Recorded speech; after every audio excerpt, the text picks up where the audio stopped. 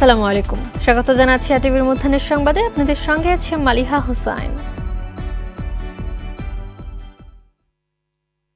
সরকারের মুজিব বর্ষের প্রতিশ্রুতি অনুযায়ী সারা দেশের ভূমি আর গৃহহীন ৯ লাখ পরিবারকে পর্যায়ক্রমে দেয়া হচ্ছে ঘর আর খাস জমি। তারই ধারাবাহিকতায় পঞ্চম ধাপের দ্বিতীয় পর্যায়ে ঘর পাওয়ার তালিকায় যোগ হলো আরও ১৮,৫৬৬টি পরিবার।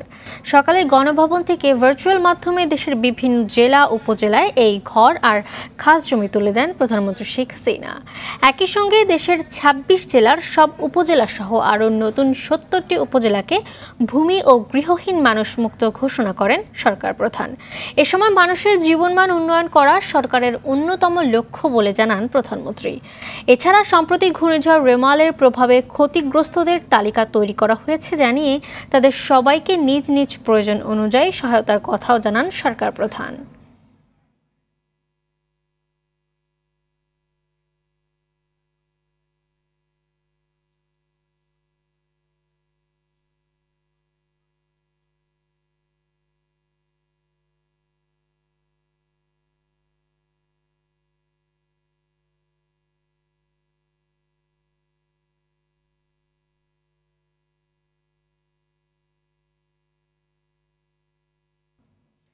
ঈদুল আজহাকে কেন্দ্র করে দেশের বিভিন্ন স্থানে জমে উঠেছে কোরবানির পশুর হাট।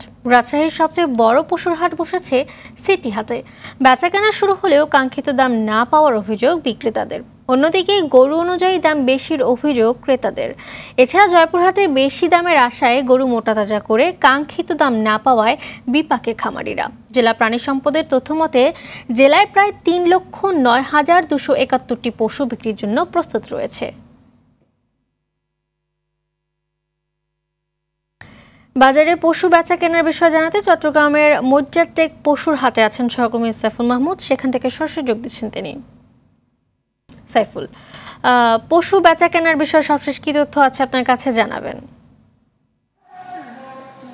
যে মালিয়া যেমনটি বলেছেন, আসলে আর মাত্র এক সপ্তাহ পরে কিন্তু পবিত্র ঈদুল আজহা। ইতিমধ্যে কিন্তু চট্টগ্রামের পশুর হাটগুলো কিন্তু বেচা কিনে বেশ জমজমাট শুরু হয়েছে। আমি এই মুহূর্তে আছি আসলে চট্টগ্রামের একটি বৃহৎ বাজার মজ্জারটেক বাজারে। এখানে কিন্তু আসলে যদি বলে থাকি আসলে প্রচুর পরিমাণে গরু রয়েছে। এখানে কিন্তু ২৪ ঘন্টায় গরু বেচা কিনে হয়ে থাকে কোরবানির ঈদ উপলক্ষে। এখানে কিন্তু প্রতিদিন কিন্তু শত শত গরু কিন্তু এই বাজারে আসে। তবে যারা বিক্রেতা তারা কিন্তু বলেছেন এখনো পর্যন্ত বাজার সেভাবে জমে ওঠেনি, ধীরে ধীরে কিন্তু বাজার জমে উঠবে। তবে প্রতিদিন বিকালবেলা কিন্তু বাজার একটু জমজমাট হয়ে থাকে। বিশেষ করে যারা অফিস আদালত আছে তারা অফিস আদালত শেষ করে এরপরে আসে। বিকালবেলার দিকে কিন্তু বেচা কিনে হয়ে থাকে। তবে সেরকম কিন্তু এখনো জমে ওঠেনি। ধারণা করা হচ্ছে আসলে আজকে কালকের মধ্যে আর একটু জমে উঠবে। তবে সবার প্রত্যাশাতে বিশেষ করে শুক্রবার দিন কিন্তু আসলে এই গরুর বাজার খুবই জমজমাট হবে, এটাই কিন্তু সবচেয়ে সবাই প্রত্যাশা করছেন। আরেকটা বিষয় জানিয়ে রাখি, সেটি হচ্ছে জেলা প্রাণী সম্পদ অধিদপ্তরের তথ্য মতে চট্টগ্রামে এবছর ৮,৬৩,০০০ গরু কোরবানি দিবে বলে ধারণা করা হচ্ছে। তবে চট্টগ্রামে কিন্তু গরুর রয়েছে কিন্তু ৮.৫ লাখ, বাকি গরু এখনো পর্যন্ত স্বল্পতা থাকবে বলে ধারণা করা হচ্ছে। তবে তিনি জানিয়েছেন দেশের বিভিন্ন জায়গা থেকে রাঙ্গামাটি, খাগড়াছড়ি, বান্দরবন এবং সেক্ষেত্রে কুষ্টিয়া এইসব অঞ্চল থেকে বাকি গরুগুলো এসে চট্টগ্রামে যোগান দিবে, এটাই ধারণা করছে। তবে খুবই জমজমাট হয়ে উঠছে ধীরে ধীরে। তবে বিশেষ করে ২-১ দিনের মধ্যে কিন্তু আরও বেচা কিনে বাড়বে বলে ধারণা করা হচ্ছে। মালিয়া, এই ছিল কোরবানির পশুর হাট নিয়ে আমার কাছে সর্বশেষ তথ্য।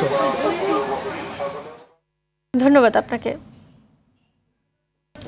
ঈদযাত্রায় ভোগান্তির আরেক নাম ঢাকা টাঙ্গাইল বঙ্গবন্ধু সেতু মহাসড়ক। গেল ঈদে যানজটের কবলে ঘন্টার পর ঘন্টা সড়কেই কাটাতে হয়েছিল ঘরমুখ যাত্রীদের। এবারও গরু ও পণ্যবাহী যানবাহনের চাপ বাড়লেও ফিটনেসবিহীন যানবাহনের কারণে যানজটের আশঙ্কা করছেন চালকরা। এলেঙ্গা থেকে বঙ্গবন্ধু সেতু পর্যন্ত ১৩.৫ কিলোমিটার সড়ককে দেখা হচ্ছে গলার কাঁটা হিসেবে। এদিকে সড়কে যানবাহনের চাপ বাড়লে এলেঙ্গা থেকে উত্তরাঞ্চলগামী যানবাহন একমুখী চলাচলের সিদ্ধান্ত নিয়েছে টাঙ্গাইল জেলা পুলিশ। এছাড়াও ঈদযাত্রা নির্বিঘ্নে করতে মহাসড়কে ৭ শতাধিক পুলিশ মোতায়েন থাকার কথা জানায় পুলিশ।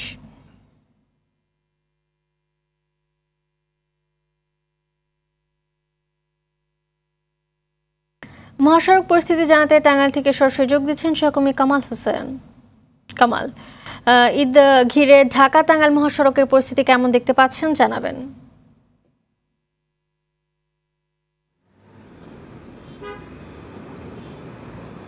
জি মালিকা, গেল কয়েকদিন ধরেই কিন্তু এই ঢাকা টাঙ্গাইল বঙ্গবন্ধু সেতু অনেক বেড়েছে। আমি প্রথমে একটি পরিসংখ্যান দিয়ে শুরু করতে চাই যে গেল 24 ঘন্টায় বঙ্গবন্ধু সেতু দিয়ে 25,993টি যানবাহন পারাপার হয়েছে। এর থেকে টোল আদায় হয়েছে 2,48,00,000 টাকা, প্রায় 2.5 কোটি টাকা টোল আদায় হয়েছে গেল 24 ঘন্টায়। এই স্বাভাবিক সময়ে এই মহাসড়ক দিয়ে কিন্তু বঙ্গবন্ধু সেতু দিয়ে যানবাহন পারাপার হয় 12 থেকে 15,000 এবং থেকে 12,000 বেশি যানবাহন পারাপার হয়েছে গেল 24 ঘন্টায়। গেল 2-3 দিন ধরেই কিন্তু একই অবস্থা দেখা যাচ্ছে। এখানে আমি একটি বিষয় জানিয়ে রাখি যে এই এলাকা থেকে বঙ্গবন্ধু সেতু পর্যন্ত যে 13.5 কিলোমিটার রয়েছে, এই 13 কিলোমিটার কিন্তু সংখ্যা হিসেবে দেখছে প্রশাসন, যাত্রী এবং চালকরা। এখানে একটি বিষয় আমি বলতে চাই যে এখানে যে 4 লেনের কাজ চলমান রয়েছে, গেল ঈদুল ফিতরের আগে 4 কিলোমিটার সড়ক কিন্তু 4 লেনের জন্য খুলে দেওয়া হয়েছিল এবং আমি 4 লেনের কাজ চলমান রয়েছে। আব্দুল মোনেম কোম্পানি লিমিটেডের যে প্রজেক্ট ডিরেক্টর মিজান সরোয়ারের সাথে কথা বলে তিনি জানিয়েছেন যে 2-1 দিনের মধ্যে যে বাকি আরো 4 কিলোমিটার কিন্তু তারা 4 লেনের সড়ক চলাচল করবে, সড়কে যান চলাচলের জন্য খুলে দিবে। মোট কথা হলো যে 8 কিলোমিটার সড়ক কিন্তু 4 লেনের সুবিধা পাবে চালকরা। তবে এখানে আরো যে 5.5 কিলোমিটার রয়েছে, এই 5.5 কিলোমিটার কিন্তু 2 লেনের যানবাহন চলাচল করতে হবে এবং এই 5.5 কিলোমিটার কিন্তু যানজটের একটি সংখ্যা দেখা দিয়েছে। এখানে যানজটের হিসেবে আরেকটি কারণ এখানে দেখা দিয়েছে যে গরুবাহী এবং আমবাহী বা অন্যান্য পণ্যবাহী যে সমস্ত ট্রাক রয়েছে, সেই ট্রাকগুলো কিন্তু যে বৃষ্টির সময় দেখা দিলে ধীর গতিতে চলাচল করে এবং ধীর গতির কারণে কিন্তু এই যানজট দেখা দেয় এবং ঈদ আসলেই যে সমস্ত লক্কর চক্কর যানবাহন রয়েছে, বিদ্যুৎবিহীন যানবাহন রয়েছে, সেই যানবাহন কিন্তু মহাসড়কে চলাচল করে, যার কারণে যখন সড়কে এই যানবাহন বিকল হয়ে যায় সে থেকে যানজটের সৃষ্টি হয়। তবে পুলিশ সুপার। ধন্যবাদ কামাল আপনাকে। কেমিক্যালের বিষাক্ত গ্যাস ছড়িয়ে পড়ে মৃত্যু হয় একজনের। অসুস্থ হয়ে হাসপাতালে ভর্তি হয়েছেন শতাধিক। রাজধানীর শ্যামলী হাউজিং দ্বিতীয় প্রকল্প এলাকায় রাতে এই ঘটনা ঘটে।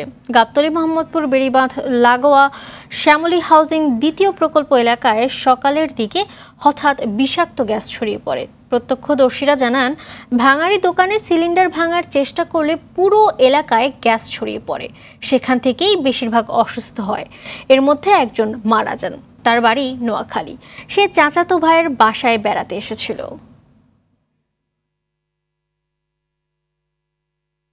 দর্শক, এই মুহূর্তে বেড়িবাঁধ এলাকায় আছেন সহকর্মী সাদিয়া কানিজ। তার কাছ থেকে ঘটনার বিস্তারিত জেনে নেব।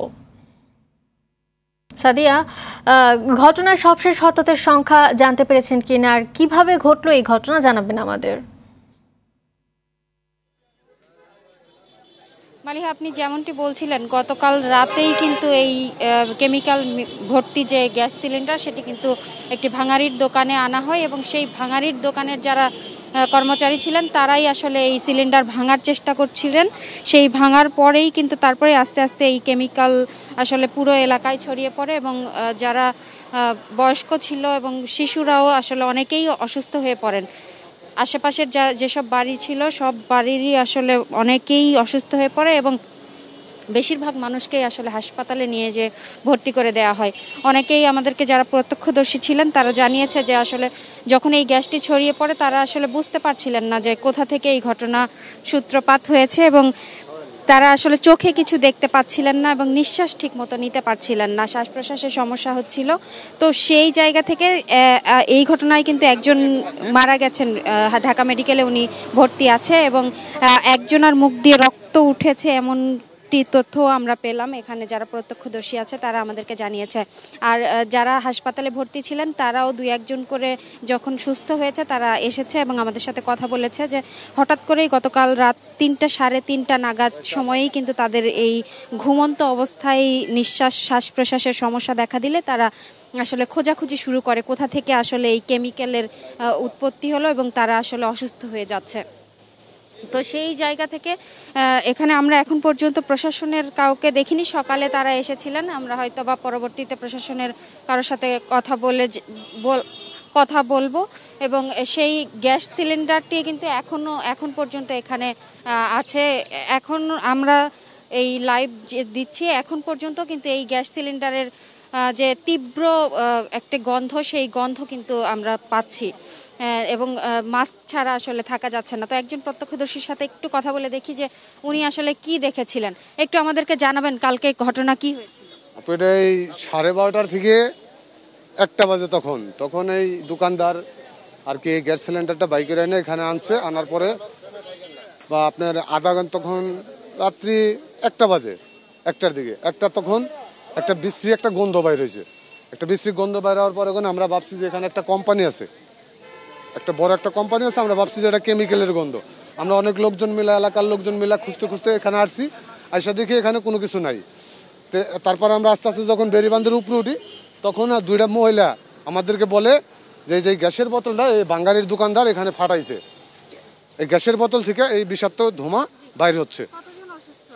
এখন আপনার বর্তমান অসুস্থ আছে 17 জন, আর একজন মারা গেছে, আরেকজন ঢাকা মেডিকেলে ব্লাড পড়তেছে গলা দেয়া।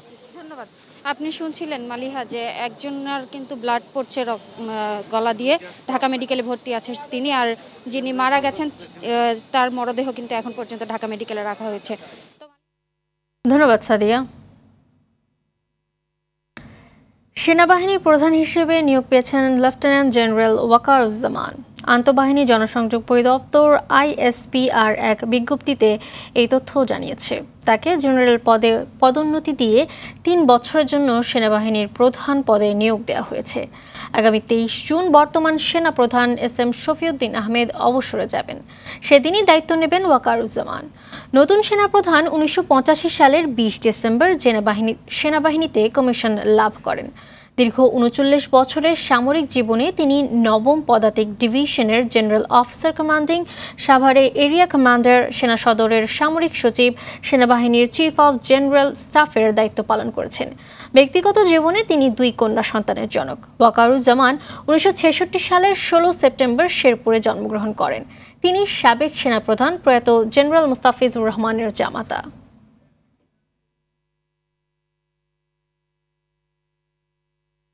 খেলার খবর, ফুটবল প্রসঙ্গ। ফিফা বিশ্বকাপ ও এশিয়ান কাপের যৌথ বাছাইয়ের ম্যাচে আজ লেবাননের মুখোমুখি হবে বাংলাদেশ। কাতারের খলিফা আন্তর্জাতিক স্টেডিয়ামে ম্যাচটি শুরু হবে রাত 10টায়। বিশ্বকাপ বাছাইয়ে 3য় রাউন্ডে যাওয়ার স্বপ্ন অনেক আগেই শেষ বাংলাদেশের। তবে 2027 সালে এশিয়ান কাপে খেলার সম্ভাবনা এখনও টিকে রয়েছে হাভিয়ের ক্যাব্রেরার শিষ্যদের। ঘরের মাঠে লেবাননকে 1-1 গোলে রুখে দিয়েছিল জামাল তোপুরা। এবার কাতারের মাটিতে মধ্যপ্রাচ্যের দেশটির বিপক্ষে জয় নিয়ে এশিয়ান কাপের বাছাইয়ের পরের ধাপে খেলতে চান লাল সবুজের ছেলেরা। এদিকে র্যাঙ্কিংয়ে বাংলাদেশের চেয়ে 64 ধাপ এগিয়ে থাকা লেবানন এই ম্যাচে জয়ের বিকল্প ভাবছে না।